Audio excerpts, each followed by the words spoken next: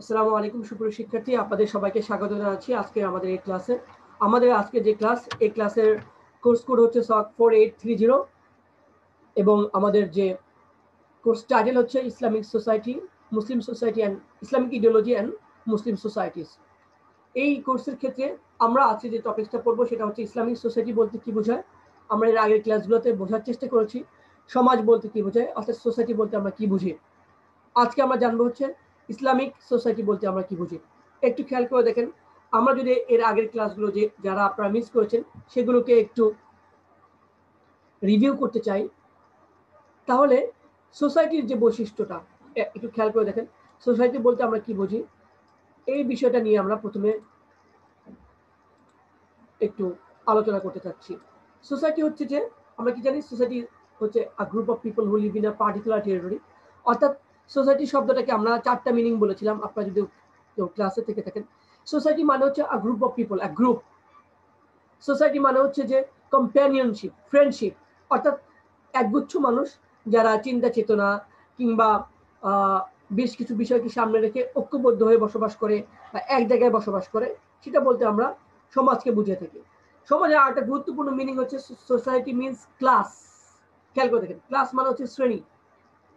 এই যেমন একটা উদাহরণ দেই, আপনার আমার মধ্যে যারা বন্ধু বান্ধব যারা গ্রামে বসবাস করে, সেই বন্ধুরা যদি আমাদের মধ্যে শহরে আসে, শহরে আমাদের বাড়িতে বেড়াতে আসে, আমরা যদি সেই বন্ধুদেরকে নিয়ে কোনো একটা ফাস্টফুড রেস্টুরেন্টে যাই, যারা কোনোদিন চামচ দিয়ে খায়নি, তারা যদি আপনার শহরে বন্ধুদের সাথে মিলে চামচ দিয়ে খাওয়া না খেয়ে হাত দিয়ে খাওয়া শুরু করে, তখন কি হয়, আমাদের প্রেস্টিজ পাংচার হয়ে যায়।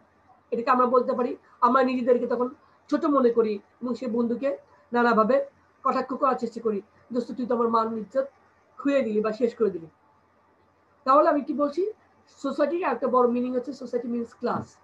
আর সর্বশেষ যে মিনিংটা সেটা হচ্ছে সোসাইটি মিনস অ্যাসোসিয়েশন, অর্থাৎ সংগঠন বা অর্গানাইজেশন। খেয়াল করে দেখেন, আমাদের যে বিভাগ এশিয়ান ইউনিভার্সিটি, যেটা হচ্ছে কি, সেটা হচ্ছে department of sociology and anthropology. আমাদের একটা ক্লাব আছে, সেই ক্লাবের নাম হচ্ছে কি, সোশিওলজি অ্যান্ড অ্যানথ্রোপোলজি সোসাইটি আর society of sociology and anthropology. এখানে যে সোসাইটি বলছি, এখানে এই সোসাইটির মানে হচ্ছে কি অ্যাসোসিয়েশন, এখানে এই সোসাইটির মানে হচ্ছে কি অর্গানাইজেশন। সো ক্ষুদ্র অর্থে মাইক্রো কনটেক্সটে সোসাইটির একটা মিনিং হচ্ছে অ্যাসোসিয়েশন। তাহলে বেশ কয়েকটা অর্থ। সোসাইটি মানে হচ্ছে যে কমরেডশিপ আর ফ্রেন্ডশিপ। সোসাইটি মানে হচ্ছে অ্যালাই, অ্যালাই মানে হচ্ছে মিত্রতা, যাদের সাথে আপনার এনমিটি নেই, যাদের সাথে আপনার শত্রুতা নেই। 3 নাম্বার বলছি সোসাইটি মানে হচ্ছে ক্লাস। 4 নাম্বার আমি বললাম সোসাইটি মানে হচ্ছে অ্যাসোসিয়েশন আর অর্গানাইজেশন। তাহলে নর্মাল সোসাইটির সংজ্ঞা বলতে আমরা কি বুঝি, সেটা প্রথমে একটু আপনাদের সাথে আলোচনা করতে চাই। খেয়াল করে দেখেন, প্রথমে আমি একটু বলে নিচ্ছি আমাদের what is the objective and learning outcomes of today's class. খেয়াল করে দেখেন, বলা হচ্ছে কি, to develop an understanding of the definition and characteristics of Islamic society. অর্থাৎ আমরা জানতে চাই যে ইসলামিক সোসাইটি বলতে কি বোঝায় এবং ইসলামিক সোসাইটির বৈশিষ্ট্যগুলো কি। এটা হচ্ছে আমাদের objectives of today's class. So what will be our learning outcomes after completing this club, or that means if we complete this class successfully, we will be able to understand the notion of society from Islamic perspective, and we will be able to know the key features of Islamic society. এই বিষয়গুলো আমরা আশা করছি ক্লাসের পর জানতে পারবো। তাহলে একটু প্রথম দিকে বলি, সোসাইটির বেশ কয়েকটা ডেফিনেশন নিয়ে আমি প্রথম দিকে কথা বলেছিলাম। সেক্ষেত্রে বেশ কয়েকটা ডেফিনেশন আপনারা দেখতে পাচ্ছেন, হান্টের সঙ্গে দেখতে পাচ্ছেন, ম্যাকএভার অ্যান্ড পেজের সঙ্গে দেখতে পাচ্ছেন, তারা হচ্ছেন সোশিওলজিস্ট। এরপরে অ্যান্থনি গিডেন্স, একজন প্রমিনেন্ট সোশিওলজিস্ট, তিনি বলছেন কি, এটা আমরা খোলাসা করে আমরা পড়াশোনার চেষ্টা করেছি, ইলাবোরেট করার চেষ্টা করেছি। কি বলা হচ্ছে, অ্যান্থনি গিডেন্স কি বলেছেন? অ্যান্থনি গিডেন্স বলেছেন, a society is a group of people who live in a particular territory, হবে, are subject to a common system of political authority and are aware of having distinct identity from other groups around them. অর্থাৎ প্রথম কি বলছে, society is a group of people who live in a particular territory. সমাজ হচ্ছে একগুচ্ছ মানুষের সমষ্টি যারা একটা নির্দিষ্ট ভূখণ্ডে বসবাস করে থাকে। তাদের আরেকটা বৈশিষ্ট্য কি, are subject to a common system of political authority. যারা একটা গ্রামে বা একটা সমাজে বসবাস করছে তাদের মধ্যে একটা পলিটিক্যাল অথরিটি আছে, মাতবর কিংবা আপনার বেশ কিছু রাজনৈতিক রুলস অ্যান্ড রেগুলেশন তারা মেনে চলার চেষ্টা করে। পাশাপাশি তারা যেটা করে সেটা হচ্ছে কি are aware of having distinct identity from other groups around them.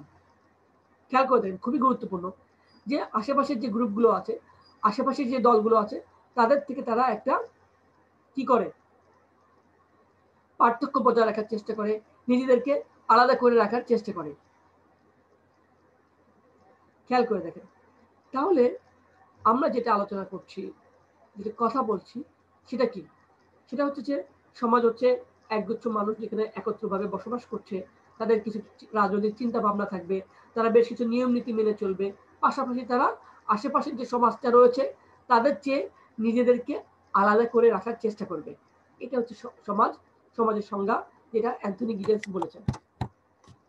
একটু খেয়াল করে দেখেন, আপনাদের সামনে আমি একটা গুরুত্বপূর্ণ একটা ছবি নিয়ে এসেছি, ছবি দেখানোর চেষ্টা করেছি। আমি আপনাদের সবাইকে আবার আনমিউট করছি। আপনারা একটু কি বুঝতে পারছেন এই ছবি দেখে? খেয়াল করেন, এই ছবি দেখে আপনি কি বুঝতে পারছেন সেটা খুবই গুরুত্বপূর্ণ একটা পয়েন্ট। আমি একটু আপনাদের কাছে জিজ্ঞাসা করছি, what does it mean by this picture? or এই ছবিটা আপনার আমার কাছে কি বলছে একটু সবাই যদি একটু বলেন। নাসির কিংবা রাবিয়া বাসরি কিংবা আমাদের মুন্নি, মেঘলা, আপনাদের মতামত জানতে চাচ্ছি। এই ছবি দেখে কি মনে হচ্ছে আপনাদের কাছে? আপনারা শুনতে পাচ্ছেন আমাকে? জি স্যার। বলেন কি বুঝতে পারছেন? স্যার এখানে ইসলামিক সমাজের ডেফিনেশন সম্পর্কে বলা হয়েছে। আমি এটা আপনাকে ছবি কিভাবে? সম্পর্কে বলতে বলেছি, ছবি সম্পর্কে বলেন প্লিজ। ছবি ছবি হচ্ছে স্যার এখানে একটা মানুষ, একটা পাথরের উপর একটা কাঠ আছে, ওখানে একটা মানুষ দাঁড়িয়ে আছে। একটু বোঝার চেষ্টা করেন প্লিজ। আগে আপনার 30 সেকেন্ড দেখেন, ছবিটা পড়েন, কি লেখা আছে? একজন মানুষ দাঁড়িয়ে আছে, দুই সাইডে দুইটা বিষয় নিয়ে কথা বলা হয়েছে, তারপর ব্যালেন্সের কথা বলা হয়েছে। প্লিজ আগে ছবিটা দেখেন।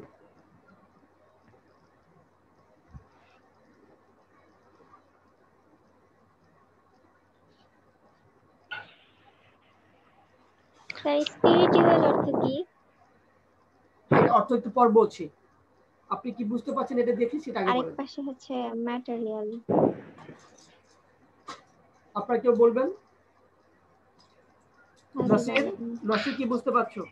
জি স্যার। বলো কি বুঝতে পারছো? দেখো, তোমরা যদি না বুঝতে পারো, মানে আপনারা যদি না বুঝতে পারেন, তাহলে আসলে একটু সমস্যা। সমস্যাটা কোথায়?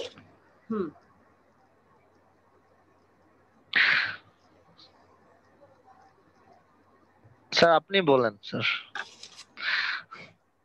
আমি তো অবশ্যই বলবো। খেয়াল করে দেখেন আপনারা, এখানে বলা হচ্ছে একজন মানুষ দাঁড়িয়ে আছে, তার দুই পাশে spiritual material, how to balance our life. বলা হচ্ছে there are two aspects of human life, অর্থাৎ মানব জীবনের দুই ধরনের বা দুইটা দিক রয়েছে। একটা হচ্ছে স্পিরিচুয়াল বা আধ্যাত্মিক বা আত্মিক দিক, আর একটা হচ্ছে ম্যাটেরিয়াল বা বস্তুগত দিক। খেয়াল করেন, একটা হচ্ছে স্পিরিচুয়াল আত্মিক বা আধ্যাত্মিক, আর একটা হচ্ছে কি ম্যাটেরিয়াল বা বস্তুগত দিক।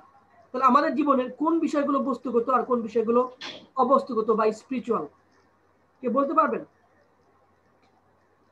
বস্তুগত মানে কি? যে বিষয়গুলো আমরা কিনতে পারি, ধরতে পারি, ছুঁইতে পারি, নষ্ট হয়ে গেলে সেটা ফেলিয়ে দিয়ে আবার নতুন জিনিস কিনি। আমাদের খাট, আমাদের পালঙ্ক, আমাদের জুতো, আমাদের কাপড় চোপড়, এসব কিছু কি? ম্যাটেরিয়াল। আমরা কিনতে পারি, আবার বেচতে পারি, আবার যে কাপড় দিয়ে আমরা নতুন কাপড় পরছি, সেই কাপড় যখন পুরাতন হয়ে যাচ্ছে, সেটা দিয়ে আমরা কি করছি? আবার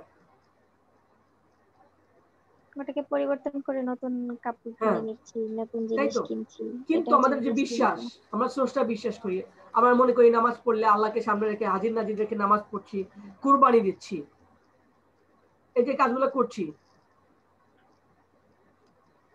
এটা হচ্ছে স্যার আধ্যাত্মিক। আধ্যাত্মিক। তার মানে হচ্ছে কি, এই সফটওয়্যার কথা আপনারা আমাকে দেখছেন, এটা কি? এগুলো হচ্ছে সফটওয়্যারের মতো একটা বিষয়, যেগুলো আমরা ধরতে পারি না, ছুঁতে পারি না, কিন্তু এটা এক্সিস্ট করে। ঠিক আছে? এই যে ইসলাম বলছে যে মানুষের বা আমরা আমাদের মানুষের দিকগুলোকে দুই ভাগে ভাগ করতে পারি, যেটা এখানে খুব সুন্দরভাবে বলা দেওয়ার চেষ্টা করা হয়েছে এই চিত্র দিয়ে। যে হচ্ছে আমাদের দুইটা দিক রয়েছে, একটা স্পিরিচুয়াল আধ্যাত্মিক, আর হচ্ছে ম্যাটেরিয়াল বা বস্তুগত। এই দুইটা দিকের আপনার ব্যালেন্সের কথা, ভারসাম্য রক্ষা করে চলার কথা বলছে ইসলাম। তাহলে আমরা যে ডেফিনেশনটা পড়ছিলাম সেই ডেফিনেশনে খেয়াল করে দেখেন কোনো আমাদের spiritual aspect of human life সম্পর্কে কোনো কথা বলা হয়নি। অর্থাৎ আমরা কিভাবে প্রাত্যহিক জীবনে চলবো, আমরা কিভাবে দুনিয়ার জীবনে চলবো, সে ব্যাপারে কোনো কথা বলা হয়নি। সেজন্য ইসলামিক থিঙ্কাররা বলছেন, ফিলোসফাররা বলছেন এই সংজ্ঞাটা ইসলামিক সোসাইটিকে সংজ্ঞান করার ক্ষেত্রে কার্যকরী নয়, ইসলামিক সমাজকে ডিফাইন করতে পারে না। সো দেখেন কেন পারে না। This definition has limited the relationships between people to economic and political ties. রাজনীতির কথা বলছে বা somehow economics এর কথা বলছে, whereas there are other ties such as doctrinal and behavioral unity, faith and so on. আমাদের বিশ্বাস, আমাদের কার সাথে কিভাবে আচরণ করব, আমাদের ঐক্যতা, আমাদের মতবাদের যে বিশ্বাসটা বা আমাদের ধর্মটা নিয়ে এখানে কোনো কথা বলা হয়নি। সেই জন্য এই সংজ্ঞাটা ইসলামিক সোসাইটির ডেফিনেশনের ক্ষেত্রে কার্যকর নয়। একটা দুটা রিজনস আছে। একটা রিজন হচ্ছে ইসলামে বা কোরআনে হচ্ছে সোসাইটি সম্পর্কে যে কথাটা বলা হচ্ছে, দুইটা শব্দ ব্যবহার করা হচ্ছে। একটা হচ্ছে যে করিয়া, আর একটা হচ্ছে কি উম্মা। অর্থাৎ ইসলামে উম্মার কনসেপ্টটা অনেক বৃহৎ, সেখানে সোসাইটির কনসেপ্টটা খুবই ন্যারো। আরেকটা বিষয় হচ্ছে ইসলাম সমাজকে দেখে একটা অ্যাসোসিয়েশন হিসেবে, একটা সংস্থা হিসেবে, একটা প্রতিষ্ঠান হিসেবে, যেটা মূলত আপনাকে আমাকে স্রষ্টার দিকে ধাবিত করবে, যার মধ্য দিয়ে আমরা কি করব, হারমোনিয়াস এন্ড পিসফুল কোএক্সিস্টেন্স, একটা শান্তিপূর্ণ জীবনযাপন করতে পারবো, সহাবস্থান করতে পারবো। দেখেন এখানে definition of Islamic society, Mohammad Muslehuddin who said that Islamic society is an association formed according to divine law. অর্থাৎ এটা এমন ধরনের একটা প্রতিষ্ঠান বা একটা সংস্থা বা অর্গানাইজেশন যেটা গৃহীত হয় বা যেটা নির্মিত হয় বা গঠিত হয় according to divine law for the purpose of harmonious and peaceful coexistence, যাতে করে মানুষ কি করতে পারে, একত্রে সহাবস্থান করতে পারে, শান্তিপূর্ণভাবে বসবাস করতে পারে। নিচের কথাটা সেটা বলা হয়েছে যে ইসলামে কোরআনে হচ্ছে করিয়া এবং উম্মাহ শব্দটা বেশি ব্যবহৃত হয়েছে। এবং আপনারা যেন রাসূল সাল্লাল্লাহু আলাইহি ওয়াসাল্লাম বলছেন যে এক মুমিন আরেক মুমিনের কি ভাই স্বরূপ। যখন একজনের আঙ্গুল বা চোখে বা শরীরে ব্যথা অনুভব করে, তখন পুরো বিশ্বের মুমিনরা, মুসলমানরা সেই ব্যথাটা অনুভব করে। দ্যাটস ওয়াই যখন উইগুরদের নিয়ে সমস্যা হয়, যখন আপনার আমার কি বলে রোহিঙ্গাদের নিয়ে সমস্যা হয়, কোনো মুসলিমরা মার খায়, তখন আমরা নিজেরাও কষ্ট অনুভব করি। ঠিক আছে। এরপরে আলী শরীয়তি তিনি একই কথা বলছেন যে number of individuals or people or individuals possessing a common faith, অর্থাৎ একগুচ্ছ মানুষ যারা একটা সাধারণ কি করে, তাদের বিশ্বাস আছে। যে কমন ফেথটা কি, ফেথ ইন আল্লাহ সুবহানাহু ওয়া তাআলা, ফেথ ইন রাসূল সাল্লাল্লাহু আলাইহি ওয়াসাল্লাম, কালেমা বা শাহাদাত, যেটা তারা কি করে, who come together in harmony with the intention of advancing and moving toward their common goal। তাদের একটা কমন গোল কি, তারা আল্লাহকে পেতে চায়, তারা জান্নাত লাভ করতে চায়। এই একত্রিত মানুষ যখন একত্রিত হবে এই বিশ্বাসকে সামনে রেখে, সেই সমাজটাকে আমরা বলবো ইসলামিক সমাজ। ঠিক আছে। তাহলে শেষে কি বলছি, definition of Islamic society, in my own view an Islamic society can be simply defined as consisting of a number of people in every place and at every time who are united by Islamic belief and divine law। অর্থাৎ একগুচ্ছ মানুষ যারা যেখানে বসবাস করুক না কেন, যারা আল্লাহকে বিশ্বাস করে, যারা ঐশী বাণীকে বিশ্বাস করে, কোরআনকে সংবিধান হিসেবে মানে, তাদের মধ্যে যে রিলেশনশিপটা থাকে, তারা যে সমাজ ব্যবস্থায় বসবাস করে, সেটা হচ্ছে ইসলামিক সোসাইটি। একটা বড় একটা প্রশ্ন ওঠে, যদি ইসলামিক সোসাইটির formation or the formation of Islamic society যদি আমাদের সামনে হয়, যে সমাজ ব্যবস্থাতে কি হয়, আপনার শুধুমাত্র মুসলিমরাই থাকবে, তাহলে অমুসলিমরা কই যাবে? এই কথাটা এখানে খুব গুরুত্বপূর্ণ কথা। This definition includes non-Muslims with all their rights, duties and obligations under an Islamic state। অর্থাৎ এই সমাজ ব্যবস্থায় অন্যান্য যারা আছে, তাদের অন্য ধর্ম যারা আছে, তাদের রাইটস, বেসিক রাইটস গুলো, খাদ্য, অন্ন, বস্ত্র, বাসস্থান, চিকিৎসা, শিক্ষা, সবকিছুর দায় দায়িত্ব হচ্ছে সরকারের, মুসলিম প্রধান সরকারের। তাদেরকে সেটা এনশিওর করতে হবে। রাসূল সাল্লাল্লাহু আলাইহি ওয়াসাল্লাম বলেছেন, দেখেন খেয়াল করে দেখেন, যে কিয়ামতের দিনে কোনো দুনিয়ার বুকে কোনো মুসলিম যদি কোনো অমুসলিমকে ঠকায়, আমি আমি রাসূল সাল্লাল্লাহু আলাইহি ওয়াসাল্লাম কিয়ামতের দিন ওই মুসলিমের বিপক্ষে হয়ে আমি আল্লাহর কাছে সাক্ষী দেব। চিন্তা করে দেখেন আমাদের রাসূল কত বড় কথা বলেছেন। এবং আপনারা জানেন, আমি বলেছিলাম ক্লাসে যে হচ্ছে আপনারা জানেন হয়তোবা একদিন হযরত একজন সাহাবীর সাথে, মুসলিম ছিলেন সম্ভবত তিনি, সাহাবীর সাথে একজন আপনার ইহুদির ঝগড়া বাঁধে। তারপর হচ্ছে কোনো একটা বর্ম নিয়ে অথবা তরল নিয়ে, তখন মুসলমান ব্যক্তি ছিলেন হচ্ছে আপনার অসত্য কথা বলছিলেন, বলতো সে বর্মটা কিংবা সে জিনিসটা তার ছিল না, কিন্তু সে মনে করলো যে আমি তো মুসলমান হয়েছি, মুহাম্মদ সাল্লাল্লাহু আলাইহি ওয়াসাল্লাম আমার নবী, তিনি আমার পক্ষেই তো রায় দিবেন। খেয়াল করে দেখেন, রাসূল সাল্লাল্লাহু আলাইহি ওয়াসাল্লাম সবকিছু দুজনের কথা শুনলেন। রাসূল সাল্লাল্লাহু আলাইহি ওয়াসাল্লামের কাছে তারা যাওয়ার পরে রাসূল সাল্লাল্লাহু আলাইহি ওয়াসাল্লাম ইহুদি ব্যক্তি এবং মুসলিম ব্যক্তি দুজনের কথা শুনলেন। রাসূল সাল্লাল্লাহু আলাইহি ওয়াসাল্লাম দেখলেন যে হচ্ছে মুসলমান ব্যক্তি মিথ্যা বলছে, যার কারণে ইহুদির পক্ষে তিনি সাক্ষী দিলেন, কি বলে আপনার মীমাংসা করে দিলেন এবং ইহুদির জয় হলো। অর্থাৎ ইহুদি সত্য কথা বলছিলেন এবং সেই জিনিসটা আপনার ইহুদিকে ফেরত দেওয়ার জন্য বলা হলো। মুসলমান ব্যক্তি সে খুব মনক্ষুণ্ণ হলো, আমার রসুল আমার নবী, সে তো আমার পক্ষে কথা বলবে, আমি সত্য মিথ্যা যাই বলি না কেন। সে খুব ফ্রাস্ট্রেটেড হলো। সে চিন্তা করলো আমার ভাই তো হচ্ছে ওমর, ওমর তো এই ব্যাপারে নিশ্চয়ই আমার কথা শুনতে পারে, আমি ওমরের কাছে যাই। তখন ওমর রাদিয়াল্লাহু আনহু বললেন যে তুমি কি রাসূল সাল্লাল্লাহু আলাইহি ওয়াসাল্লামের কাছে গিয়েছিলে? তো বলল হ্যাঁ, রাসূল সাল্লাল্লাহু আলাইহি ওয়াসাল্লাম গিয়েছিলাম, রাসূল সাল্লাল্লাহু আলাইহি ওয়াসাল্লাম আমার বিপক্ষে রায় দিয়েছেন। রাসূল সাল্লাল্লাহু আলাইহি ওয়াসাল্লাম বললেন যে তাহলে এটা কি ঠিক, তুমি কি ঠিক বলছো? তুমি কি আমার ওমরের কাছে রাসূল সাল্লাল্লাহু আলাইহি ওয়াসাল্লাম যে বিচার দিয়েছে, যে রায় দিয়েছেন, সেই রায়ের বিপক্ষে তুমি আমার কাছে আসছো? বললো হ্যাঁ। বললো ঠিক আছে, তুমি দাঁড়াও, তোমার শাস্তি কি, আমি আসছি ঘর থেকে। তিনি ঘরে ঢুকে একটা তরবারি দিয়ে তার গর্দানটা কেটে দিলেন। তখন যারা ইহুদি তারা আবার শয়তানি করে, তারা বললো কি যে এক মুসলমান উমর আর মুসলমানকে মেরে ফেলেছে। তখন খুদ আল্লাহ তাআলা, আপনারা জানেন অনেকগুলো বিধানের ক্ষেত্রে, পর্দার বিধান থেকে শুরু করে বেশ কিছু বিধানের ক্ষেত্রে খুদ আল্লাহ তাআলা হযরত জিবরাইল আলাইহিস সালামের মাধ্যমে আপনার ওহী নাযিল করলেন যে হযরত ওমর রাদিয়াল্লাহু আনহু যে কাজটা করেছেন সে সঠিক। অর্থাৎ যে ব্যক্তি রাসূল সাল্লাল্লাহু আলাইহি ওয়াসাল্লামের বিচার মানে না, তার বেঁচে থাকার অধিকার নেই, বা সামহাও এরকম ভাবে ক্লারিফিকেশন করা হলো ওমর রাদিয়াল্লাহু আনহুর পক্ষে। তাহলে আমরা একটু সাম আপ করলে কি হয়, যে ইসলামিক সোসাইটি হচ্ছে একটা সোসাইটি যেটা হচ্ছে যে সমাজে ইসলামিক ভ্যালুস গুলো থাকবে, যে সমাজটা গঠিতই হবে আপনার কি নিয়ে, কিসের উপরে ভিত্তিটা হবে হচ্ছে যে আল্লাহর উপর বিশ্বাস স্থাপন করে যে সমাজটা গঠিত হবে, যেখানে একটা কমন গোল থাকবে কি আমরা পরকালে আল্লাহকে পেতে চাই। ঠিক আছে, সেই সমাজটা হচ্ছে ইসলামিক সোসাইটি, কিন্তু সেই সমাজ ব্যবস্থায় অমুসলিমরা থাকতে পারবে। এরপর আমরা জানবো হচ্ছে ইসলামিক সোসাইটির বেসিসটা কি। খেয়াল করে দেখেন, এই বেসিসটা একটা সিম্পল বিষয়, যে বেসমেন্টটা কি, what is the basement or foundation of Islamic society. একটা হচ্ছে তাওহীদ আর ওয়াননেস অফ গড, কালিমা শাহাদা বলা, স্বীকৃতি দেওয়া। আপনারা জানেন যে হচ্ছে দ্য রিসাইটাল অফ দ্য কালিমা অফ শাহাদা, testifying or to bear the witness which embodies acknowledgement and the acceptance of the unique reality of God and the prophecy of Muhammad sallallahu alaihi wasallam is a fundamental principle upon which all Islamic activities depends. অর্থাৎ আমি আপনি যদি আল্লাহকে বিশ্বাস না করি, রাসূল সাল্লাল্লাহু আলাইহি ওয়াসাল্লাম জানিয়ে এসেছেন সেটাকে বিশ্বাস না করি, রাসূলকে বিশ্বাস না করি, তাহলে কিন্তু আমাদের ঈমান থাকলো না, সেই কথাটা বলা হচ্ছে। নাম্বার 2 হচ্ছে ইউনিটি এন্ড ব্রাদারহুড, ঐক্যতার উপর বিশ্বাস করা। 3 নাম্বার হচ্ছে ব্যালেন্স এন্ড ট্রুথ। একটু আগে যেটা বলছিলাম যে ইসলাম বলছে আপনার ম্যাটেরিয়াল লাইফ এবং স্পিরিচুয়াল লাইফ দুটার সাথে ব্যালেন্স করতে হবে। যারা আপনার সংসার থেকে চলে যায়, সংসার ছেলে আপনার অন্য জায়গায় চলে যায়, সংসার ধর্ম ঠিক মতো পালন করে না, তারা কিন্তু ব্যালেন্স এবং ট্রুথের মধ্যে নেই, এটা মনে রাখতে হবে। আরেকটা সর্বশেষ হচ্ছে Islamic society as a model society. আপনাকে আমাকে ইসলামিক সোসাইটিকে একটা মডেল সোসাইটি হিসেবে মাথায় রাখতে হবে, মনে রাখতে হবে।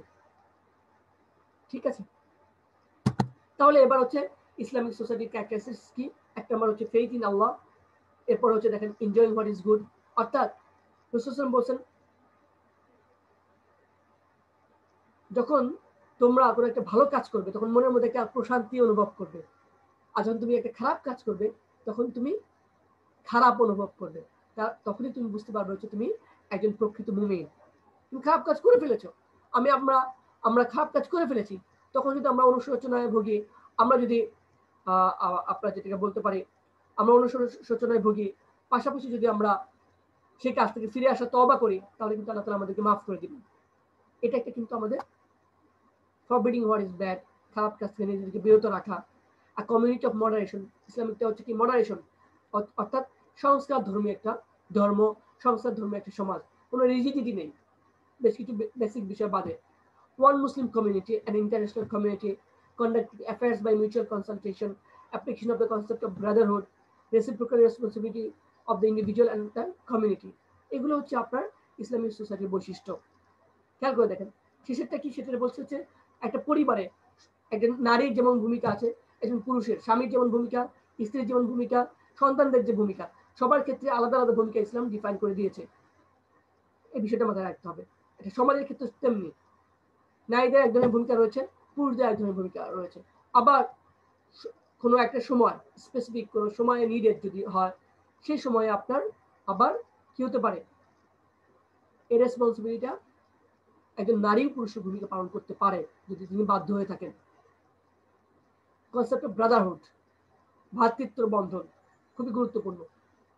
যেটা বলছিলাম যে আল মুসলিম আকুল মুসলিম, দেশ থেকে আইনু, দেশ থেকে কুল্লুহু, দেশ থেকে কুল্লুহু। ঠিক আছে, এই হচ্ছে আমাদের মোটামুটি আলোচনা। এরপরে হচ্ছে আমাদের এটা হচ্ছে আমাদের মোটামুটি আলোচনা। আপনাদের এবার যদি কারো প্রশ্ন থাকে আমি আপনাদের সবাইকে আনমিউট করে দিচ্ছি। স্পেসিফিক যে কোনো বিষয়ে আপনারা জিজ্ঞেস করতে পারেন এই বিষয়গুলো নিয়ে, প্লিজ। নাসির কিছু বলবেন? স্যার এই বিষয়ে কথা নাই, কিন্তু অন্য বিষয়ে কথা বলবো একটু আগে পরে। বলে নেন তারপরে।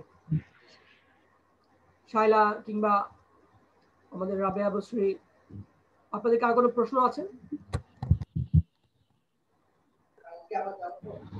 না স্যার, আলহামদুলিল্লাহ লেকচারটা অনেক ক্লিয়ার হয়েছে, তো সবাই বুঝতে পারছে। সবার কথা তো আসলে অন্যরা কথা বলতে হবে তো। মুন্নি, রাবেয়া বসরি শুনতে পাচ্ছেন না ঘুমাচ্ছি? বুঝতে পেরেছি স্যার। স্যার খুব ক্লিয়ার ভাবে বলছেন তো। আচ্ছা, তাহলে যদি আমি করি, সেটা হচ্ছে আমাদের আজকে আলোচনার ক্ষেত্রে আমরা প্রথমে আসলাম যে সমাজ বলতে কি বোঝায়, সমাজের চারটা আমরা শাব্দিক অর্থ দাঁড় করালাম। দাঁড় করানোর পর হচ্ছে আমরা নর্মাল সমাজ বলতে কি বুঝি সেটা নিয়ে আলোচনা করেছি, এবং পরবর্তী সময়ে সমাজের বৈশিষ্ট্যগুলো কি কি আছে আমাদের মধ্যে সেটা নিয়ে আমরা আলোচনা করার চেষ্টা করেছি। আর আশা করি এরপরে যদি কারো কোনো প্রশ্ন থাকে অবশ্যই feel free to ask me, ফোনে অথবা মেসেঞ্জার গ্রুপে আমরা নক দিয়ে জানার চেষ্টা করব। আপনাদের সবাইকে আজকের ক্লাসে অনেক ধন্যবাদ জানাচ্ছি।